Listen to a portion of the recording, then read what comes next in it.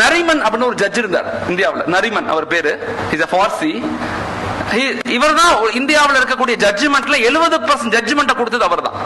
ஜட்ஜ்மெண்ட்ங்கிறது எப்படின்னா, ஒரு ஜட்ஜ்மெண்ட் கொடுக்கறாங்கன்னா டக்குன்னு கொடுத்துட மாட்டாங்க. இன்னொரு ஜட்ஜ்மெண்ட்டை ரெஃபரன்ஸ் வச்சு தான் ஒரு ஜட்ஜ்மெண்ட் கொடுப்பாங்க. இதுதான் இயற்கை. இவர் 70% ஜட்ஜ்மெண்ட் இவர் ஓனாவே கொடுத்திருக்கிறார். அவர்கிட்ட கேட்கப்பட்டுச்சு, பக்கத்துல உள்ள மத்த சீனியர் ஜூனியர் ஜட்ஜஸ் எல்லாம் கேட்டாங்க, how it's possible to give a judgment without any reference அப்படின்னு கேக்குறாங்க. எப்படி உங்களுக்கு கொடுக்க முடியுது? நான் சொல்லுவேன், நம்ப மாட்டீங்க, பரவாயில்ல சொல்லுங்க. எப்பெல்லாம் ஒரு ஜட்ஜ்மெண்ட் நான் கொடுக்கணும் இருக்கணும், அப்ப அன்னைக்கு நைட்டு குரானை பிரிப்பேன், அந்த ஜட்ஜ்மெண்டோட தீர்வு அந்த பக்கத்துல எனக்கு கிடைச்சிடும் சொல்றாரு. அவர் தன் புத்தகத்தில் எழுதியிருக்கார். இஸ்லாமிய சட்டவியல் புத்தகத்தில் அவர் எழுதியிருக்கிறார். வீரமந்திரிங்கிற எழுத்தாளர் இந்த ஆழமான கருத்தியல் எழுதுறார். அப்ப எந்த அளவுக்கு குரான் அந்த மக்கள் நேசிக்கிறாங்க, எந்த அளவுக்கு அதை அவங்க பயன்படுத்துறாங்க. நம்ம குரானை பார்த்து கூட ஓத தெரியாட்டி எவ்வளவு பெரிய வருத்தம். தயவு செய்து மஹல்லாக்கள் ஒரு இலக்குகளை உருவாக்குங்க. If you give Quran, Quran will give all. ஒரு சமுதாயத்துக்கு குரானை கற்றுக் கொடுங்கள், குரான் அனைத்தையும் கற்றுக் கொடுக்கும். குரானுக்குன்னு சில கடமைகள் இருக்கு. ஒரு மஹல்லாவுடைய மிக முக்கியமான பொறுப்பு, அது மிக முக்கியமான பொறுப்பு, குரானை மக்கள்கிட்ட கொண்டு போய் சேர்க்கிறது. நீங்கெல்லாம் மிக சிறந்த பொறுப்பாளர்கள். தயவு செய்து அந்த உணர்வு கையில் எடுங்க.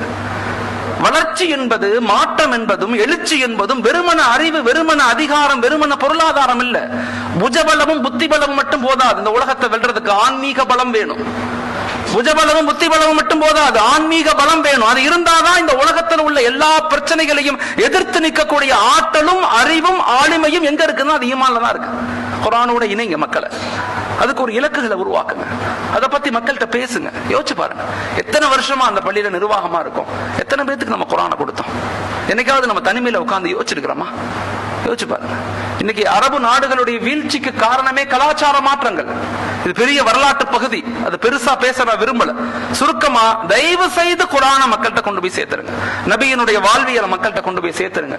முன்னோர்களுடைய தியாகங்களை மக்கள்கிட்ட கொண்டு போய் சேர்த்துருங்க. அதை பத்தி பேசுங்க, அதை பத்தி யோசிங்க, அதை பத்தி டிஸ்கஷன் பண்ணுங்க. குர்ஆனுக்கு 6 கடமைகள் இருக்கு. குர்ஆனுடைய 6 கடமைகள்: பிலீவ் இட், நம்பணும்; ரீட் இட், படிக்கணும்; அண்டர்ஸ்டாண்ட் இட், விளங்கணும்; பாண்டர் இட், அதை ஆய்வு செய்யணும்; பிராக்டிஸ் இட், அதை அமல் செய்யணும்; ஸ்ப்ரெட் இட், மக்கள்கிட்ட கொண்டு போய் சேர்க்கணும். இது குர்ஆனுடைய கடமைகள். மறுமையில எல்லாரும் நம்மளை விட்டு போகும்போது நம்முடைய குர்ஆன் பக்கத்துல இருக்குமா? நம்ம அழுகும் போது சொல்லுமா, நீ அழுகாத, நான் இருக்கிறேன் கூட, என்ன நீ உலகத்துல பாதுகாத்ததை போல நான் உன்னை உலகத்துல பாதுகாக்கிறேன் அப்படின்னு சொல்லு.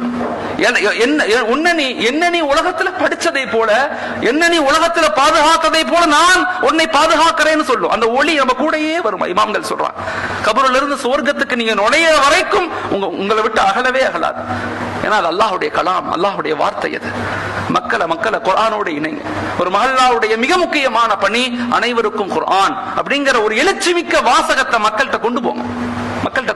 இன்னைக்கு சமூகத்தினுடைய பிரச்சனையை ஈமானிய பற்றாக்குறைன்னு முதல்ல விளங்குங்க. வீடுகள்ல பிரச்சனை, மனைவி மக்களுக்கு பிரச்சனை, அத்தா அம்மாவுக்கு பிரச்சனை, கணவன் மனைவிக்கு பிரச்சனை, அண்ணன் தம்பிக்குள்ள பிரச்சனை. காரணம் ஈமானிய பலகீனம். விட்டு கொடுத்தல் இல்ல, அன்பு இல்ல, பரஸ்பரம் இல்ல, நபியினுடைய வாழ்வியல் இல்ல, குர்ஆனுடைய வாழ்க்கை இல்ல. பிரச்சனைகள், சண்டைகள், குழப்பங்கள் வந்து கொண்டே இருக்குது. இன்னைக்கு உளவியல் சொல்லுது, உளவியல் அடுத்த 10 வருஷத்துல உலகத்துல வரக்கூடிய மிக முக்கியமான ஒரு நோய் இருக்குது, மென்டல் ஹெல்த் டிசார்டர். அதுக்கு பேரு, அதாவது மென்டல் ஹெல்த் டிசார்டர் என்ன சொல்றதுன்னா, மனநல பாதிப்பு தான் உலகத்திலேயே மிக மோசமான நோய். அடுத்த 90% மக்களுக்கு அதான் வரப்போகுதுங்கிறாங்க. உளவியல் ரீதியா சொல்லுது, எப்ப இறைவனுடைய இணைப்பு ஏற்படுதோ, இமாம்கள் நமக்கு சொல்லிக் கொடுக்கறாங்க, அல்லாஹ்வுடைய தொடர்பு ஏற்படுதோ, மனிதன் மிக சந்தோஷமாக மாறுறான்.